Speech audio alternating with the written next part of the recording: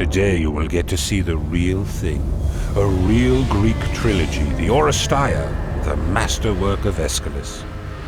It tells the story of what happens to Agamemnon after he returns from winning the 10-year war at Troy.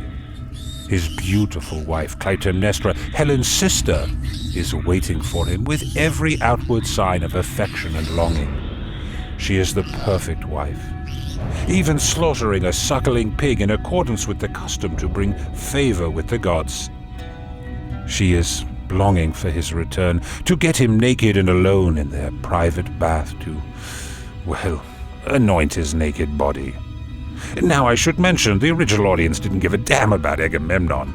The Greeks had just invented democracy. Agamemnon is a tyrant from their distant past. No one gives a hoot about him.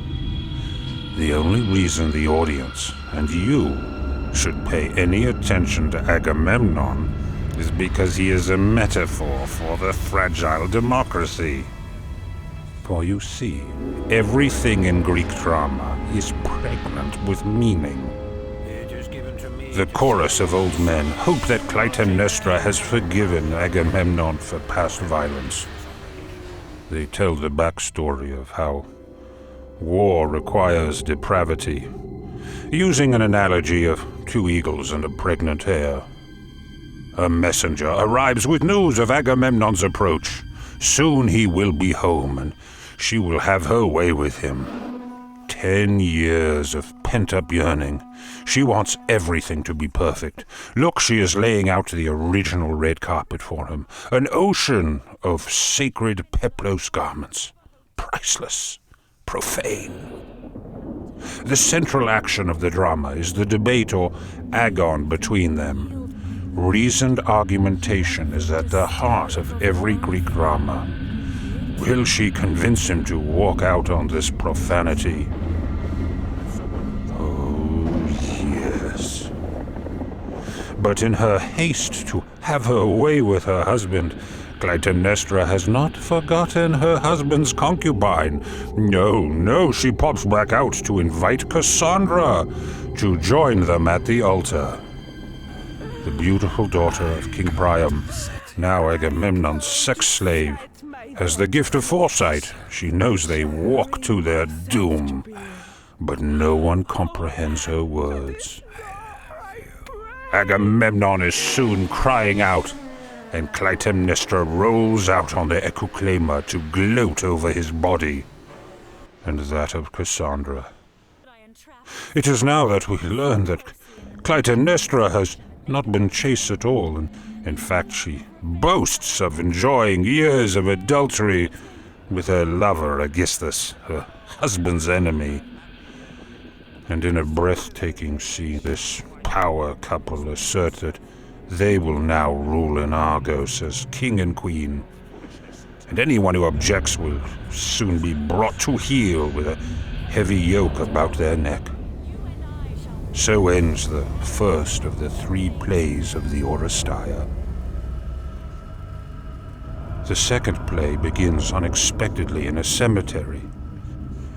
The children of Agamemnon meet over the tomb of their murdered father. They learn that his funeral was a further desecration. The father's limbs had been hacked off and tied in a necklace around his neck. Upon her word, she ordered him buried like that. They get to work plotting their revenge. Orestes elicits his sister Electra's complicity in a scheme that also pulls in the other household slaves. Orestes, with his trusted friend Pylades, will pose as travelers, and once they have pleaded for hospitality, food and shelter in the palace, they will then violate Xenia and slaughter their hosts.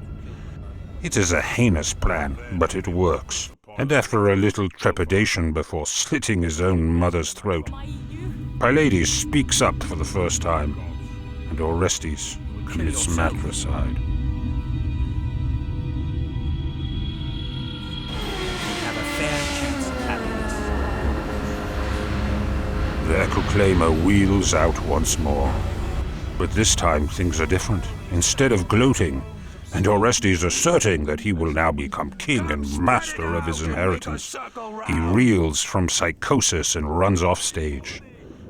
So ends the second drama of the Oresteia. In the third play, we learn that Orestes has sacrificed suckling pigs to cleanse himself, but all to no avail, because he is being hounded by fearsome goddesses of the underworld, the Furies, whose breath can shrivel a man, and they are not the forgiving sort. The god Apollo visits Orestes at his oracular shrine at Delphi to tell him that he must go to Athens and seek the wisdom of Athena.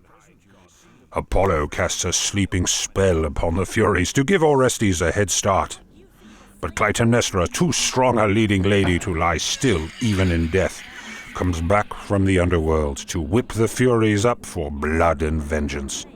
And so we find Orestes next, huddled against the sacred image of Athena in her sanctuary, seeking her protection. But the Furies smell him out, pounce on him, and are about to suck him dry when Athena appears. What follows is the backstory for the invention of trial by jury. Athena asserts that there will be arguments on both sides, that matricide was justified, or that perhaps it was not. Both parties will be heard. The god Apollo will argue for the defense, and the Furies for justice and blood. And a jury of Athenian citizens will decide.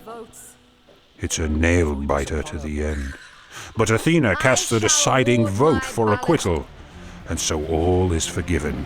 Orestes gets to go home and triumph, a king. All his guilt is washed away. Don't let anyone tell you that tragedy means an unhappy ending. I've given you a glimpse of the Oresteia. How you use it to explore the role drama plays in democracy, and its hidden promise is up to you.